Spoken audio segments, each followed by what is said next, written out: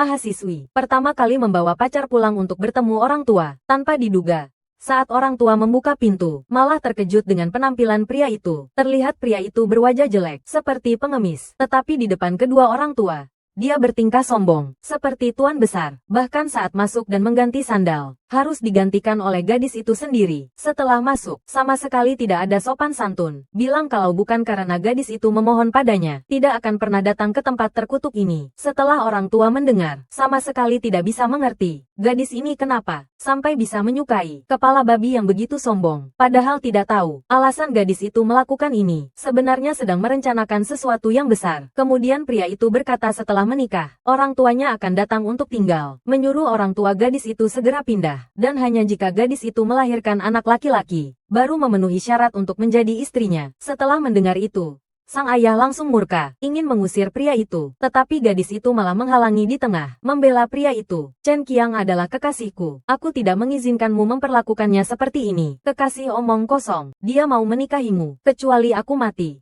Su, jangan. Kalau begitu aku anggap kau sudah mati. Setelah mendengar itu, sang ayah hampir pingsan karena marah. Suruh mereka segera keluar dari rumah ini. Tapi saat ini pria itu malah bilang dia lapar. Menyuruh gadis itu segera menyiapkan makanan. Namun ketika gadis itu selesai memasak 4 lauk dan 1 sup, pria itu menemukan di dalamnya ternyata ada 1 masakan sayuran. Seketika, melempar sumpit ke arah gadis itu. Mengatakan bahwa hari ini adalah kunjungan pertamanya. Menyajikan masakan sayuran berarti meremehkannya. Mendengar itu, gadis itu segera berkata, akan segera membuang masakan sayuran, menggantinya dengan masakan daging. Sang ibu yang berada di samping akhirnya tidak tahan lagi, mengatakan bahwa orang tua menganggapnya seperti harta yang paling berharga, membesarkannya, bukan untuk membuatnya diperlakukan seperti ini. Tetapi gadis itu malah berkata memukul adalah tanda sayang. Memarahi adalah tanda cinta. Pacarnya sendiri memang berhak untuk mendidiknya. Kemudian lebih lanjut mengatakan bahwa dirinya harus menikah dengannya. Jika orang tua tidak setuju, dia lebih baik menganggap dirinya sebagai anak yatim piatu tanpa orang tua. Begitu kata-kata ini terucap, langsung membuat sang ibu pingsan. Sang ayah dalam kemarahannya, langsung mengusir putrinya dari rumah. Suamiku, demi kamu, aku sudah memutuskan hubungan dengan keluargaku. Kamu tidak boleh meninggalkanku. Tentu saja, aku akan segera membawamu pergi. Kita menikah segera setelah sampai di rumah. Suamiku, kau memang baik sekali. Maafkan aku, ayah, ibu. Putrimu durhaka, tapi aku harus melakukan ini. Setelah itu, gadis itu mengikuti pria tersebut ke kampung halamannya di pegunungan. Sepanjang jalan, gadis itu lapar dan haus, dan juga harus membawa barang bawaan. Tetapi pria itu tidak peduli padanya, bahkan menghinanya dengan kata-kata. Dia mengira dirinya telah sepenuhnya mengendalikan gadis bodoh dari kota ini, padahal tidak tahu bahwa dirinya akan segera menghadapi bencana besar. Setelah mereka berdua berjalan sejauh ribuan mil, akhirnya sampai di rumah pria itu. Menunggu begitu lama. Akhirnya aku bertemu kalian. Qiang kecil. Inilah menantu perempuan yang kau bawa pulang ya, tersenyum seperti rubah betina. Sekilas terlihat bukan wanita baik-baik, badannya terlalu kurus. Tidak terlihat seperti bisa melahirkan anak laki-laki. Paman, Bibi. Halo para sesepuh. Nama saya Sun Yanru. Ini sedikit hadiah dari saya. Semoga kalian suka.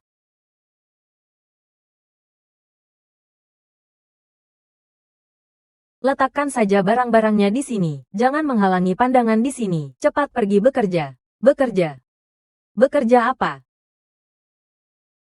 Kau tidak punya otak atau buta? Ada begitu banyak orang tua di sini. Tentu saja memasak. Sun Yanru. Tenang. Pertunjukan bagus baru saja dimulai. Jangan gegabah.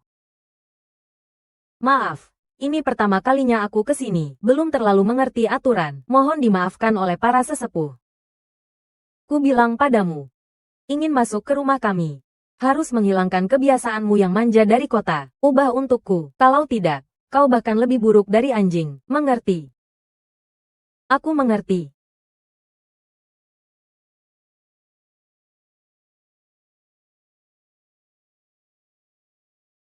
Cepat kentut kalau mau kentut. Suamiku. Di mana dapurnya? Apa kau babi? Cari sendiri. Ini semua harus kutanyakan padamu, Qiang kecil. Nianru, pertama kali datang ke rumah kita, tidak berlarian berarti dia tahu aturan. Kenapa kau memarahinya? Nianru, kemarilah, ikut bibi kedua.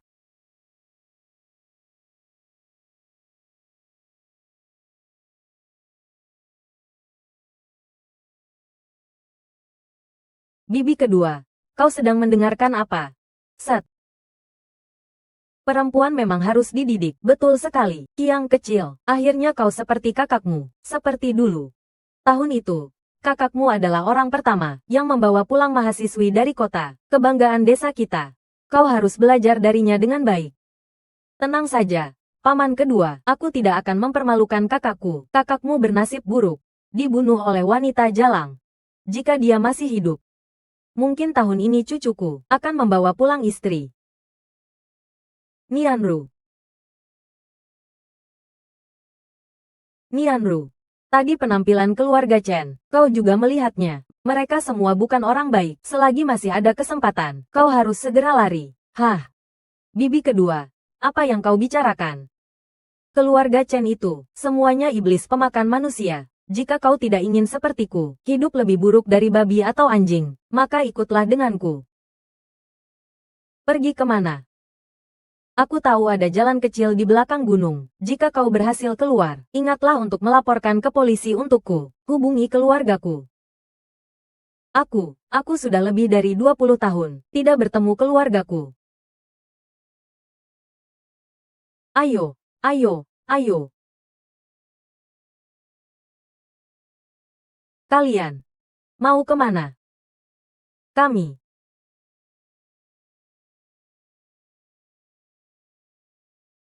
Suamiku. Bibi kedua tadi aneh sekali. Dia tadi bilang apa padaku ya? Keluarga Chen semuanya iblis, dan menyuruhku melaporkan ke polisi untuknya. Aneh sekali. Apa bibi kedua punya masalah kejiwaan? Suamiku, kau begitu baik padaku, dan para orang tua, semua sabar mengajariku aturan. Bagaimana mungkin mereka iblis? Pintar. Paman kedua. Istrimu bertingkah lagi. Tidak patuh. Tidak patuh harus dihukum.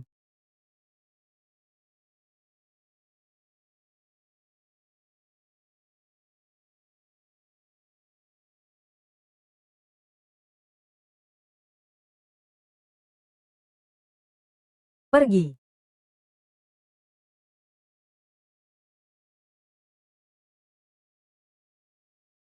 Bibi kedua itu gila. Suka bicara ngawur. Kamu tidak akan percaya, kan? Bagaimana bisa? Suamiku, kamu bahkan lebih mencintaiku daripada orang tuaku. Kamu adalah orang yang paling aku percayai seumur hidupku. Betul-betul. Betul apa? Seperti penampilan paman kedua tadi. Menakutkan sekali. Suamiku, kamu tidak akan memukulku seperti itu, kan? Itu tergantung pada tingkah lakumu. Jika kau penurut dan patuh, bagaimana mungkin? Aku tahu. Tenang saja. Suamiku, aku sama sekali tidak akan membuatmu marah. Aku pasti akan patuh. Pintar. Cepat masak sana.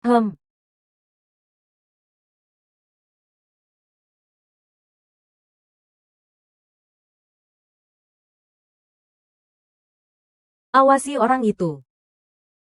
Tenang saja.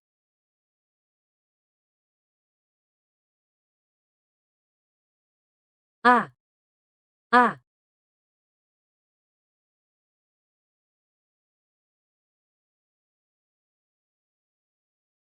Aku menyelamatkanmu. Kenapa kau mengkhianatiku? Sudah 16 tahun. Aku telah menunggu 16 tahun. Akhirnya tiba hari ini.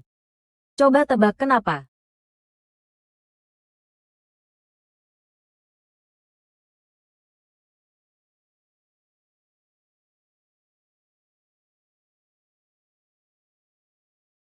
Ah, 16 tahun yang lalu.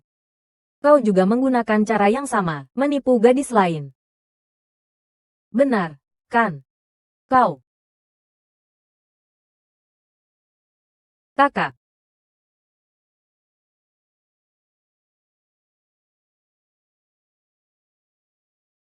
Baiklah, kakak pergi menjadi guru sukarela. Nianru sangat baik hati. Kau juga tidak ingin anak-anak di gunung tidak bersekolah. Benar, kan? Kalau begitu kau harus segera kembali. Kalau tidak, aku tidak akan peduli padamu lagi. Baik. Kakak janji. Kakak. Arwahmu di surga harus mengawasi.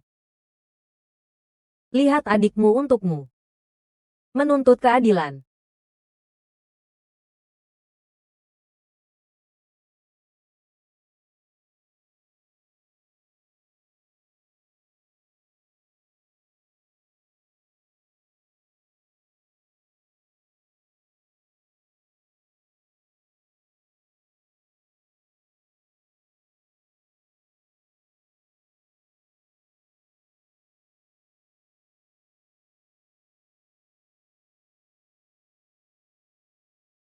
Sudah berapa lama? Masak saja lama sekali, tidak berguna. Iya, Kiang kecil, istri yang kau cari ini tidak becus. Dibandingkan dengan kakakmu, jauh sekali bedanya. Orang kota ini, semuanya manja, kikuk. Tapi, diajari sedikit saja sudah cukup. Orang tua sialan. Apa kau masih ingin mengajarinya sendiri? Aduh, kau bicara apa sih? Hehehehe. Kau mati di dalam sana, makanannya sudah siap belum? Datang, datang. Maaf ya, saya tidak terlalu mahir, membuat para sesepuh menunggu lama.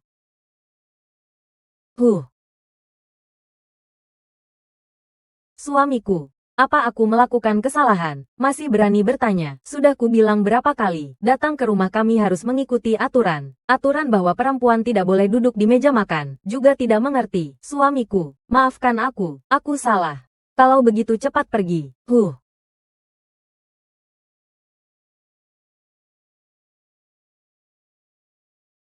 Ikan sudah terpancing, jangan dimakan.